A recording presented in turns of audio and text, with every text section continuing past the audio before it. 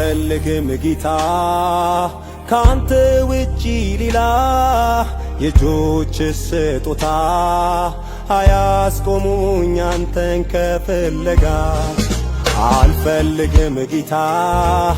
ካንተ ውጪ ሌላ የእጆች ስጦታ አያስቆሙኝ አንተን ከፍለጋ አይኔ አንተን ሊያይ እጅግ ጓጉቷል ልቤም በሩን ከፍቶልሃል ቀልቤን ከኔ የወሰደው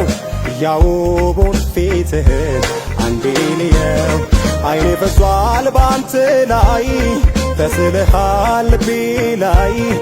አያምረኝም ሌላም ባይ ማርገ ወስደኸው በላይ